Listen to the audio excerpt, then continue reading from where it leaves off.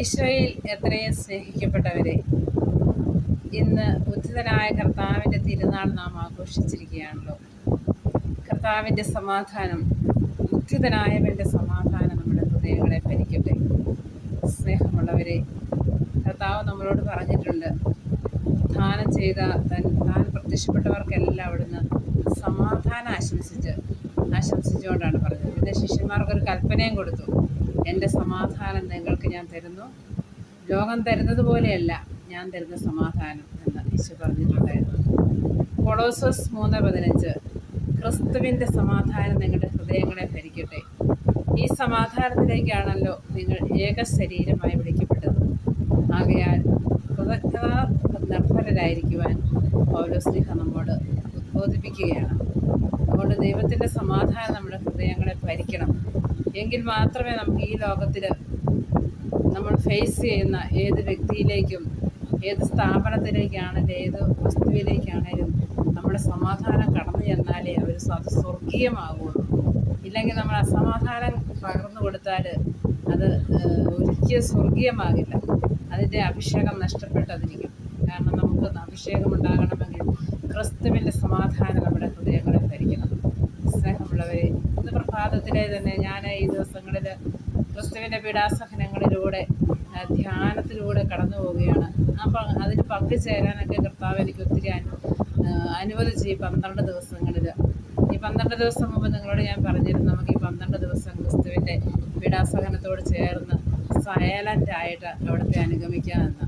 പക്ഷേ അത് ഞാൻ നിങ്ങളോട് പറഞ്ഞെങ്കിൽ ഞാനും കൂടി അതനുസരിച്ചിരുന്നു.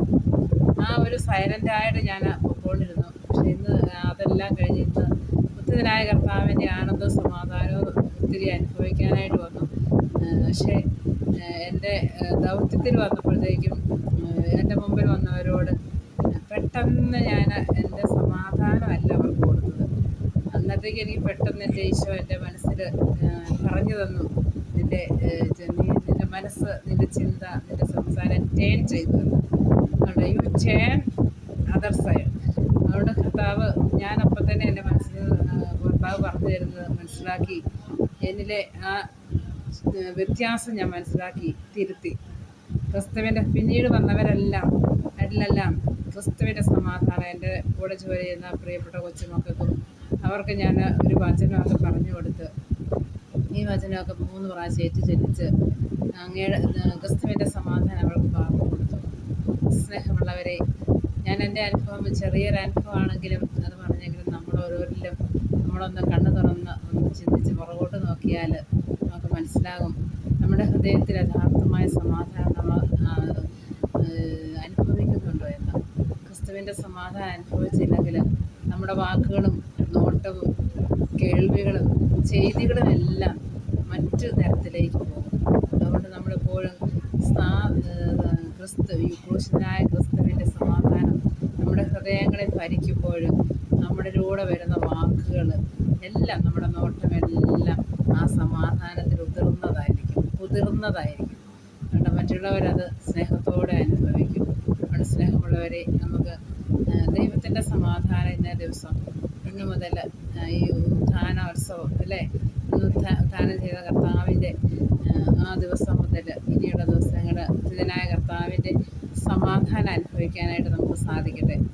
സ്നേഹമുള്ളവർ, നമ്മുടെ കുടുംബങ്ങളിലേക്കൊക്കെ കടന്നു ചെല്ലുമ്പോൾ ഇന്ന് ഏറ്റവും കൂടുതൽ ഒരു LKG വിദ്യാർത്ഥി പോലും അസമാധാനം അനുഭവിക്കുന്ന നിലയാണ് നമ്മൾ കണ്ടെത്തുന്നത്.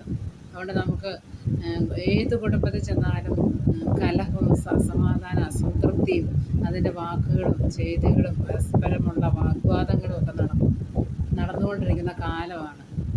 ഒത്തിരി കൂടുതലായി ദുരന്തത്തിലേക്കാണ് നമ്മൾ പോയിക്കൊണ്ടിരിക്കുന്നത്. അതുകൊണ്ട് നമ്മുടെ ഹൃദയത്തിലെ സമാധാനം എപ്പോഴും നമ്മുടെ കുടുംബങ്ങളിലേക്കും വ്യക്തികളിലേക്കും സ്ഥാപനങ്ങളിലേക്കും സമൂഹത്തിലേക്കൊക്കെ കടന്നു ചെല്ലണമെങ്കിൽ നമ്മളതിനു വേണ്ടി ഒരുങ്ങണം. നമ്മളതിനുവേണ്ടി ഒരുങ്ങി നമ്മുടെ അടുത്ത് വരുന്നവരെ സ്വീകരിക്കാനായിട്ട് നമുക്ക് സാധിക്കണം. സ്നേഹമുള്ളവരെ, നമ്മൾ ഇന്നേ ദിവസം ഒത്തിരി പ്രതിജ്ഞകളൊക്കെ എടുത്തു, നമ്മൾ സന്തോഷിച്ച് ആനന്ദിച്ചു. ഈ ആനന്ദം എല്ലാവരിലേക്കും കടന്നു ചെല്ലട്ടെ എന്ന് ഞാൻ പ്രാർത്ഥിക്കുക സ്നേഹത്തോടെ. നമ്മുടെ മുമ്പിൽ എല്ലാം ഈശോയെ ഒരു ഒരു നിമിഷം കൊണ്ട് അവരെ സ്നേഹിക്കാനും ക്രിസ്തുവിനായ ക്രിസ്തുവിൻ്റെ സമാധാനം അവർക്ക് പകർന്നു കൊടുക്കാൻ നമുക്ക് സാധിക്കട്ടെ. നമ്മുടെ കുടുംബങ്ങളിലേക്കും വ്യക്തികളിലേക്കും നമ്മളെ ജോലി ചെയ്യുന്ന സ്ഥാപനത്തിൽ, അതുപോലെ നമ്മളൊപ്പം ജോലി ചെയ്യുന്നവർ, അവരിലേക്കെല്ലാം ഈശോയുടെ സമാധാനമുള്ള വാക്കുകളിലൂടെയും പ്രവൃത്തിയിലൂടെയും കടന്നു വരുന്നത്. എൻ്റെ സ്നേഹമുള്ളവരെ, കൂടുതലൊന്നും എനിക്ക് പറയാനില്ല. ഇന്ന് മുതൽ ക്രിസ്തുവിനായ ക്രിസ്തുവിൻ്റെ സമാധാനം, ആ സമാധാനം വളരെ ശാന്തതയിലാണ് നമുക്ക് അനുഭവിക്കാൻ സാധിക്കുക. ആ ശാന്തത ഉണ്ടെങ്കിൽ മാത്രമേ നമുക്ക് മറ്റുള്ളവരിലേക്കും ആ ഒരു അവസ്ഥ കടത്തിവിടാനായിട്ട് നമുക്ക് സാധിക്കുകയുള്ളൂ.